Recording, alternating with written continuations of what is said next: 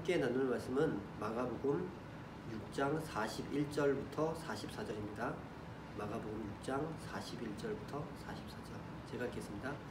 예수께서 떡 5개와 물고기 2마리를 가지사 하늘을 우러러 축사하시고 떡을 떼어 제자들에게 주어 사람들에게 나누어 주게 하시고 또 물고기 2마리도 모든 사람에게 나누심에 다 배불리 먹고 남은 떡 조각과 물고기를 12바구니에 차게 거두었으며 떡을 먹은 남자는 5,000명이었더라. 아멘. 기도하겠습니다. 사랑의 하나님 감사합니다. 하나님께서 저희들을 사랑하여 주시고 특별히 주님께서 예수 그리스도를 믿게 하여 주셔서 주님 앞에 예배드리는 삶으로 살게 하시니 감사합니다. 이 시간 특별히 주님께서 주신 말씀들을 또 붙들고 나아가고자 하오니 하나님 이곳에 또 하나님의 말씀을 듣는 모든 우리 성도들 위해 하나님께서 함께하여 주셔서 깨닫게 하시고 또 그 말씀 가운데 주시는 귀한 능력들 경험케 하여 주시옵소서. 감사드리며 예수님의 이름으로 기도합니다. 아멘. 네, 한 주간 평안하셨습니까? 함께 또 교회 안에서 예배를 드리지 못하지만 또 이렇게 말씀을 같이 함께 나누게 되었습니다. 코로나로 인해서 3주간 같이 예배를 드리지 못하지만 또 저희들이 또 함께 교회에서 예배 드릴 날을 기대하고 또 그것들을 통해서 우리가 교회에서 같이 함께 모여서 예배 드리는 의미에 대해서 더 깊이 좀 생각해 봤으면 합니다. 오늘 말씀은 오병이어 사건에 대한 얘기들입니다. 너무 잘 아는 사건이죠. 어렸을 때부터 많이 여러분 설교를 들었을 것이고 너무 잘 아는 내용들입니다.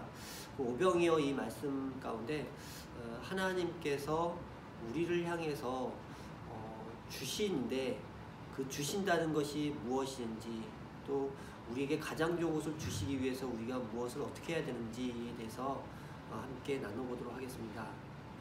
주님은 우리에게 아버지 되십니다. 아버지는 자식에게 좋은 것들을 주고 싶어 하죠. 자식에게 나쁜 것, 해로운 것, 그런 것들 주고 싶은 아버지는 없을 것입니다. 그래서 우리는 어떤 상황 가운데 있다 할지라도 그 상황이 좋지 않고 그 상황이 지금 나에게 아주 불리하게 여긴다 할지라도 주님은 우리에게 좋은 것을 주시는 분이라는 것을 항상 기억해야 합니다. 때로는 우리가 어려서부터 부모와의 관계에서 충분한 부모 자식과의 관계를 경험하지 못하게 그랬을 때 그런 그 관계로 해서 나중에 아버지인 주님을 왜곡되게 바라볼 수도 있습니다. 어려서 아버지한테 사랑을 많이 못 받았고 아버지한테 내 필요, 내 요구를 제대로 한 적이 없는데 나중에 예수 그리스도를 믿고 하나님 아버지께 내 필요와 요구를 위해 기도하는 것이 어색합니다. 어렵죠. 이렇게 아버지와의 관계 가운데 바로 그 관계들로 인해서 나중에 왜곡된 하나님에 대한 그 상이 하나님 아버지께 기도하는데도 영향이 미칠 때가 많습니다. 그런데 우리는 말씀을 통해서 그 하나님 아버지가 어떤 분이신지 그 하나님의 상을 계속적으로 바로잡습니다. 주님은 우리에게 가장 좋은 것을 주시는 분이십니다. 때로는 그게 보기에는 별로 좋아 보이지 않다 하더라도 그것은 내게 가장 선한 것, 주님께서 내게 주신 것은 가장 선한 것, 그것을 믿어야 합니다. 바로 그것이 오늘 본문에서 나타나는 그 예수님, 여기서는 오늘 본문에서 읽지 않았지만 선한 목자라고 기록하고 있는데요. 선한 목자의 모습입니다. 근데 문제는 우리가 주님께서 바로 좋은 것을 주시는 분이라고 생각하지 않는데 문제가 있습니다. 내 안에 주님 말고 바로 다른 것들을 붙잡죠. 바로 그것이 최고인 양 그것들을 붙들고 살아가는 모습들. 우리가 주님이 최고라고 얘기합니다. 주님 믿습니다 라고 얘기합니다. 그런데 실제 내 삶들 가운데 가장 최고인 우선순위가 주님이 아닌 다른 것이라면은 우리가 주님은 내게 가장 좋은 것을 주시는 분이라고 믿지 않는 증거가 되는 것이에요. 그래서 주님께서 우리에게 가장 좋은 것을 주신다. 그것을 보여주는 사건, 그 사건이 바로 오늘 오병이어 사건입니다. 오병이어 사건에 나타난 배경들은 구약의 어떤 사건을 우리는 연상케 합니다. 마가복음에서는 바로 이 오병이어 사건을 빈들에서 나타납니다. 빈들이라고 표현하는데 이것을 헬라어 에레모스입니다. 이것은 정확하게 바로 그 광야라는 그 의미죠. 광야는 출애굽 후에 이스라엘 백성들이 살았던 장소입니다. 거기서 40년간 살았습니다. 그곳에서 무엇 했습니까? 하나님을 경험하고 하나님이 누구신지를 배웠습니다. 그것들을 배우기 위해서 주님께서 그들에게 주신 것이 있는데 무엇이냐면은 만나죠. 신명기 8장 2절 3절에 이런 말씀이 있습니다. 내 하나님 여호와께서 이 40년 동안에 너로 광야의 길을 걷게 하신 것을 기억하라. 이는 너를 낮추시며 너를 시험하사 내 마음이 어떠한지 그 명령을 지키는지 안 지키는지 알려 하심이라. 너를 낮추시며 너로 줄이게 하시며 또 너로 알지 못하며 내 열조도 알지 못하던 만나를 내게 먹이신 것은 사람이 떡으로만 사는 것이 아니요 여호와의 입에서 나오는 모든 말씀으로 사는 줄을 너로 알게 하려 하심이라.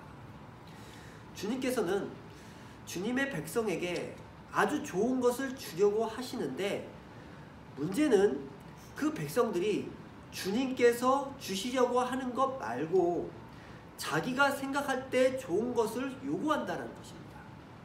그래서 주님께서는 그 하나님의 백성에게 만나를 주는 이 사건들을 통해서 그들을 훈련시키기를 원하셨습니다.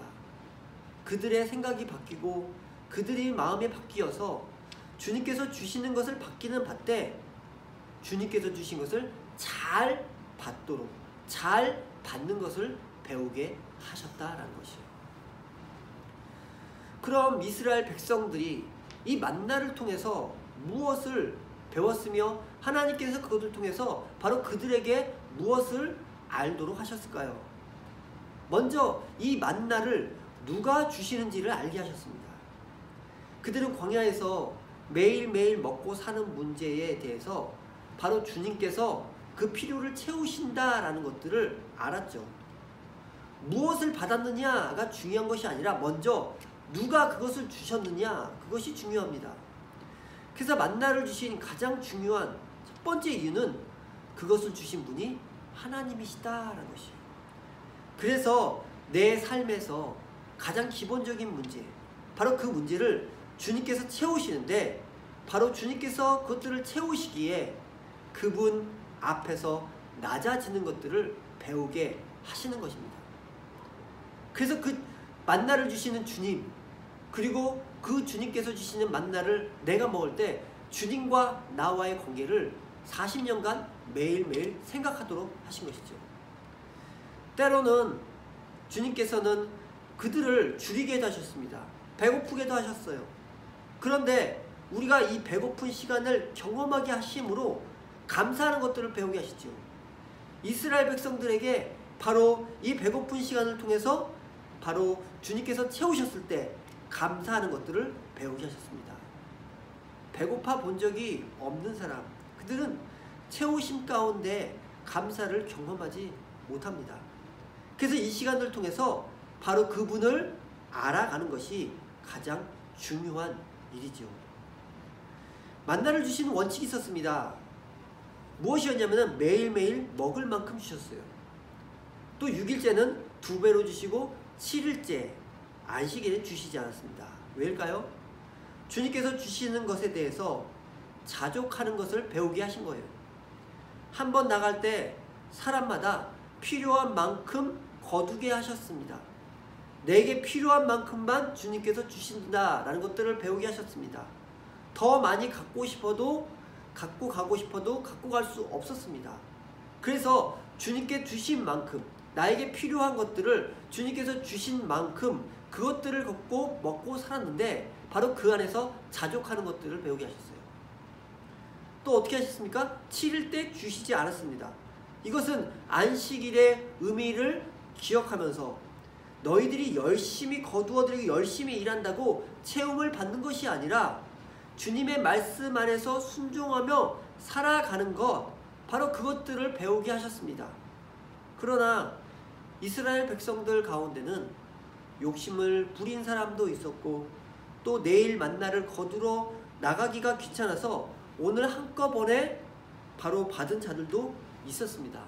그런데 결국 다 썩게 되었지요. 그래서 이런 원칙들을 주신 것은 이 땅에서 바로 양식의 한계, 이 양식은 분명히 한계가 있는데 그것들을 갖고 살아갈 때 주님께서 주시는 것으로 살아야 하는데 주님이 어떤 분이신지를 기억하여서 주님 말씀을 따르며 살 때 그때 주님께서 주신 좋은 것을 잘 받을 수 있다라는 것들을 알게 하신 것입니다. 받기는 받되 잘 받는 것, 주님께서 주신 것을 잘 받는 것들을 훈련하게 하신 것이죠. 그래서 그들이 만나를 주님께서 주셔서 먹었지만은 그 시간들을 통해서 그 시간을 통해서 주님께서 내게 주시고자 하는 것들을 더 잘 받을 수 있도록 훈련을 하게 된 것입니다. 오늘 본문에 광야에 흩어진 수많은 사람도 있었습니다. 예수님께서 그들을 보시고 불쌍히 여기셨지요. 예수님께서 이 땅에 오셔서 죄로 인해서 고통을 받고 살아가는 바로 인간들을 보면서 불쌍히 여기셨습니다.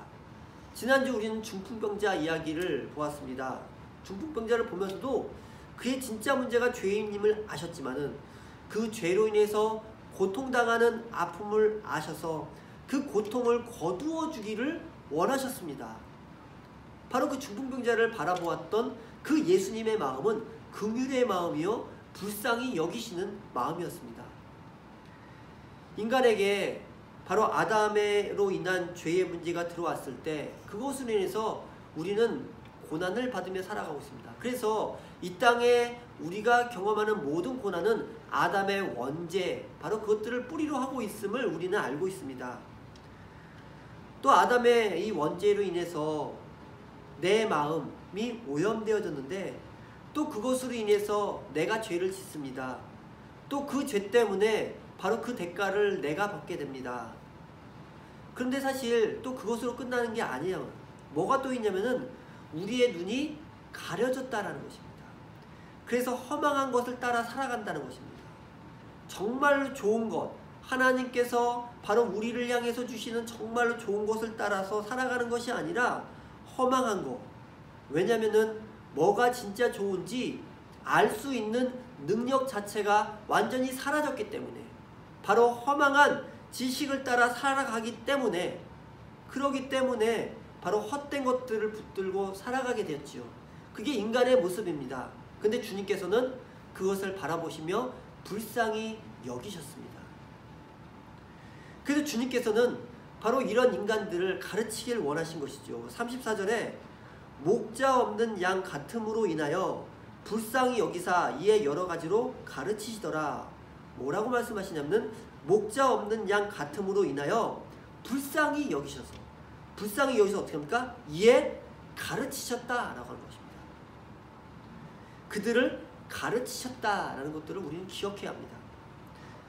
목자 없는 양, 당시 유대인들이죠. 종교 지도자들은 종교 의식과 형식에 갇혀서 진리에서 벗어났습니다. 또 그 목자들 아래 있는 자들은 잘못 알고 있으며, 그리고 잘못 알고 있는 그것이 맞다라고 고집스럽게 살아가고 있죠. 예수님께서 그들을 불쌍히 여기신 것은 그들이 눈이 멀어 잘못된 길을 가고 있는데 그 가운데 고통스러워한다는 것이요. 그런데 더 문제는 알 수 있는 능력 자체가 없다라는 것입니다.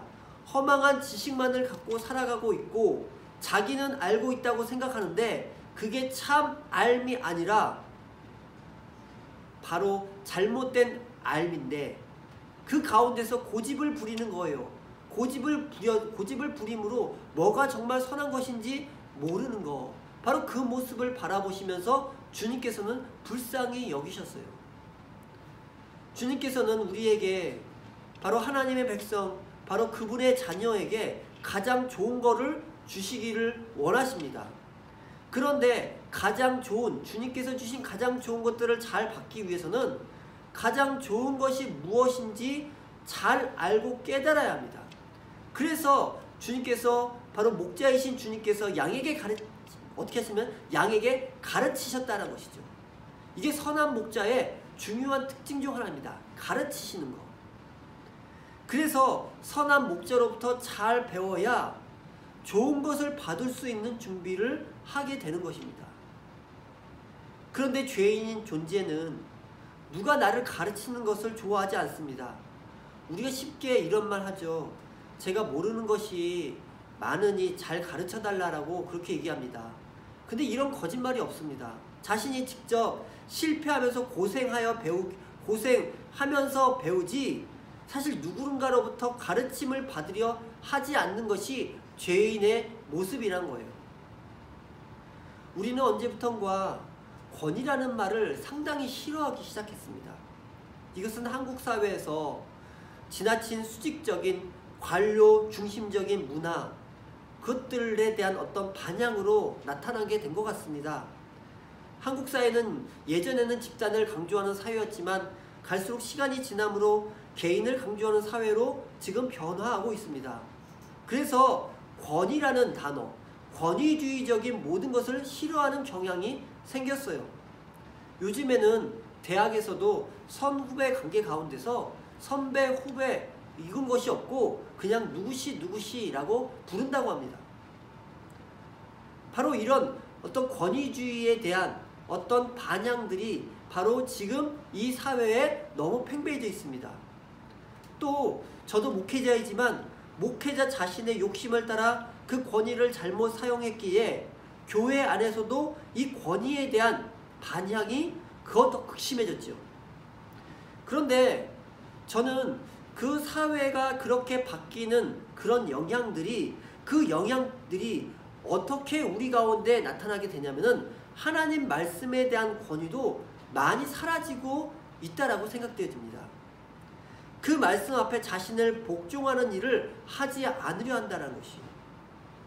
우리는 우리가 연약하다라는 말을 너무 자주 합니다. 자주 고백하는데 그 연약함이 우리 자신이 겸손해서 그렇게 표현하기보다는 내가 그 말씀 앞에 순종하지 않으면서 합리화할 때 이 말들을 너무 많이 사용한다는 것이에요. 우리는 연약하니까 그만큼 그렇게 말씀에서 말하는 만큼 순종할 필요가 없다라고 은연중에 그렇게 생각합니다. 한번 생각해 보십시오. 주님의 말씀을 우리의 삶들 가운데 가장 최고의 권위로 두십니까? 또 주님의 말씀을 통한 가르침을 얼마나 사모하십니까? 또 그 가르침을 깨닫기 위해서 우리는 무엇을 하고 있습니까? 주님께서는 이 만나를 주실 때에 만나를 받아 먹는 것 자체가 중요한 게 아니란 것들을 아셨습니다. 바로 내가 필요한 것을 얻는 것만이 중요한 게 아니에요. 이 과정을 통해서 여호와의 입에서 나오는 말씀, 그 말씀을 따라 사는 것을 배워가는 것입니다. 즉 말씀이 나를 가르쳐서 내가 그 안에서 순종하겠습니다. 그 말씀의 권위 앞에서 내가 그 가르침을 따라 살겠습니다. 그래야 주님께서 주시는 더 좋은 것을 받을 수 있게 되는 것이에요. 참 목자는 우리를 가르치심으로 더 좋은 것들을 받게 하신다는 거예요. 오늘 말씀에 이렇게 가르치신 이후에 주님께서는 오병이어 기적을 통해서 수많은 사람들을 먹이시는 장면을 보게 됩니다.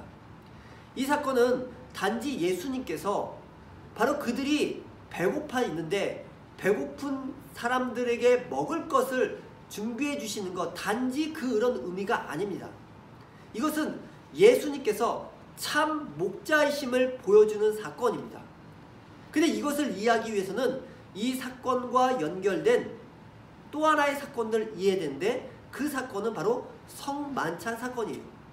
오늘 본문에는 어떻게 얘기했냐면 41절에 떡을 떼어 제자들에게 주어 사람들에게 나누어 주게 하시고 그랬습니다.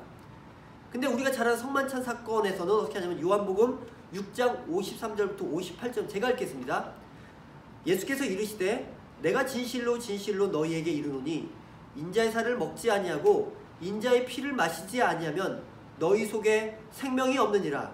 내 살을 먹고 내 피를 마시는 자는 영생을 가졌고 마지막 날에 내가 그를 다시 살리리니 내 살은 참된 양식이요 내 피는 참된 음료로다. 내 살을 먹고 내 피를 마시는 자는 내 안에 거하고 나도 그 안에 거하니 살아계신 아버지께서 나를 보내심에 내가 아버지로 인하여 사는 것 같이 나를 먹는 그 사람도 나를 인하여 살리라. 예수님께서 십자가에 못 박혀 죽으시기 전에 주님의 살과 피를 바로 기억하면서 성만찬을 했죠. 그런데 이 성만찬 사건과 오병이어 사건과 정확하게 일치한다는 것입니다. 오병이어 사건은 어떻게 합니까? 떡을 떼어 나누어 먹었습니다. 떡을 부수어서 그것들을 나누어 먹었어요. 떡을 떼는 것, 부수는 것, 여기서 이것은 무엇을 의미하냐면은 예수님의 죽으심과 연결됩니다. 그 성만찬에서 떡을 나누면 주님을, 예수님을 우리에게 주시는 거예요. 주신다는 것은 바로 예수님의 생명을 주시는 것이니 죽으심을 의미하는 것이죠. 그래서 이 오병이어 사건은 6월절 성만찬 사건과 연결되어서 예수님께서 자신의 죽으심을 통해서 우리에게 생명을 주시는 참 양식이라는 것들을 보여줍니다. 그래서 예수님을 바로 양식, 예수님을 바로 떡이라고도 하게 되는 것이에요. 그래서 이 오병이어 사건은 단지 배고파서 먹을 것을 주시는 단순한 사건이 아니라, 그래서 먹을 것을 주실 만큼 주님께서 놀라운 능력이 있으시다, 그런 것만을 얘기하는 것이 아니라 주님의 생명, 즉 예수님을 우리에게 주신 것을 예표하는 사건이라는 거예요.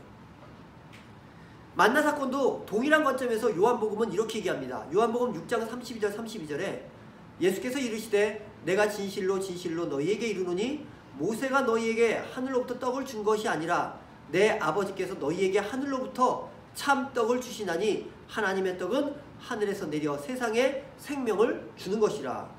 6장 35절에 예수께서 가라사대 내가 곧 생명의 떡이니 내게 오는 자는 결코 줄이지 아니할 터이요 나를 믿는 자는 영원히 목마르지 아니하리라. 출애굽 시대 하늘에서 내린 만나도 오병이어 때 나눴던 떡도 바로 영생을 주시는 예수님이라는 것입니다.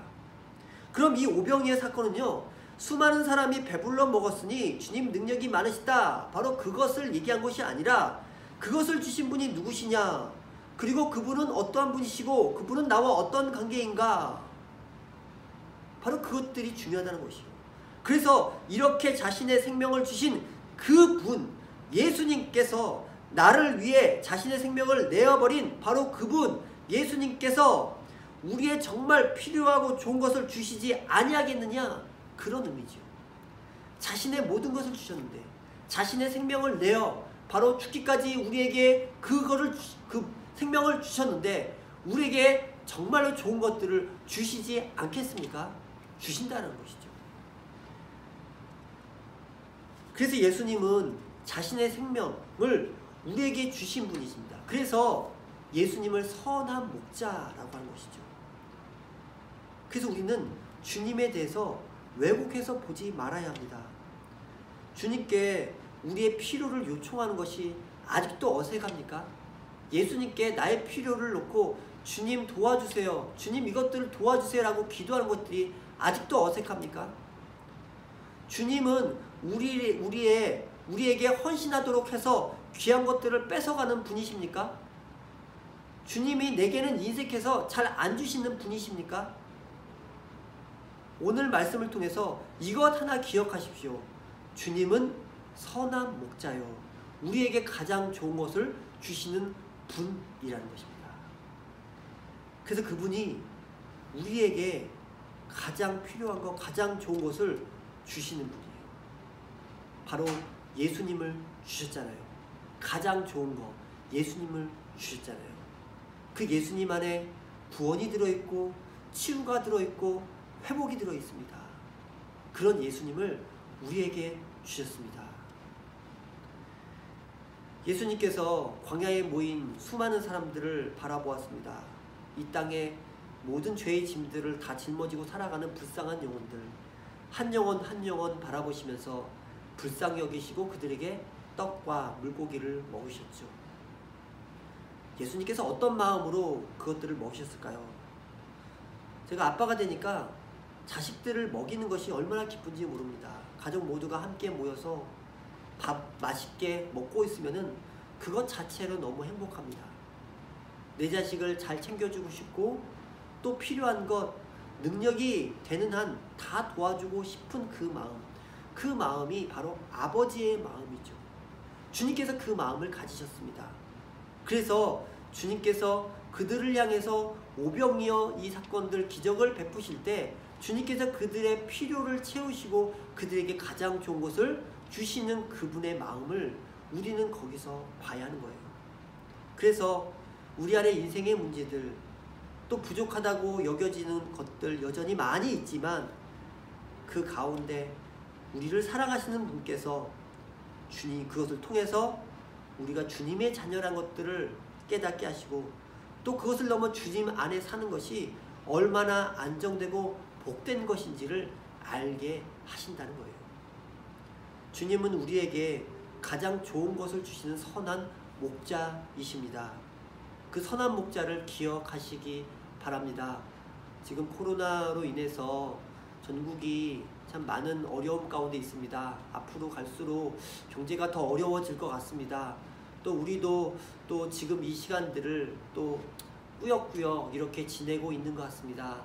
그러나 주님께서는 바로 그 모든 것들을 아시고 또 우리의 상황들을 아시며 또 우리가 이 시간들을 또 지날 때 가장 좋은 것들을 주실 것들, 그리고 합력하여 선을 이루어서 이 모든 것들을 통해서 주님을 우리들에게 나타내실 것입니다. 그래서 오늘 말씀 생각하시면서 주님은 선한 목자라는 것들, 그래서 우리들에게 가장 좋은 것들을 주시는 분, 이것 하나 기억하시기 바랍니다. 같이 이 시간 기도하겠습니다. 이 시간 기도할 때 이렇게 함께 기도하겠습니다. 주님께서 우리의 선한 목자 되어주시는데 선한 목자임을 우리가 깊이 깨닫게 하여 주시고, 그래서 주님 앞에서 주님 말씀을 따라서 살아가는 삶, 그 삶이 우리 가운데 있어지게 하여 주시옵소서. 같이 이 시간 함께 기도하겠습니다. 하나님 감사합니다. 하나님께서 저희들 사랑하셔서 특별히 이 말씀을 통해서 아버지 하나님 주님이 선한 목자이신 분임을 또 더 깊이 깨닫게 하심을 감사합니다. 5,000명 이상을 주님께서 먹이셨고 그들의 필요를 채우셨는데 그것을 통해서 주님을 우리들에게 주시는 분, 주님의 모든 생명까지도 주시는 그 놀라운 그 하나님의 사랑들을 다시 한번 깨닫게 됩니다. 아버지 하나님 그 사랑들을 기억하며 살게 하여 주시고, 그래서 우리의 믿음이 정말로 주님께서 선한 목자이기에 아버지 하나님 이 시간들을 믿음으로 잘 아버지 하나님 이겨낼 수 도우시고 인도하여 주시옵소서. 아직도 아버지 하나님에 대해서 왜곡되게 바라보고 또 주님께서 나에게 인색한 분으로 여기는 아버지 하나님 성도도 있다면 하나님께서 그 가운데 아버지 하나님 주님은 선한 목자이셔서 우리들에게 가장 선한 것들을 주는 분이심을 아버지 하나님 깨닫게 하여 주시옵소서. 그래서 주님의 말씀을 따라 살아가는 것이 얼마나 즐겁고 기쁜 것인지를 알아가게 하여 주시옵소서. 이제는 우리 주 예수 그리스도의 은혜와 우리 아버지 하나님의 무한하신 사랑과 성령님의 감화 감동 교통 충만하신 은총이 주의 말씀을 듣고 주의 말씀 안에 살길 원하는 모든 백성의 머리 위에 이제부터 영원토록 함께 있을지어다. 아멘.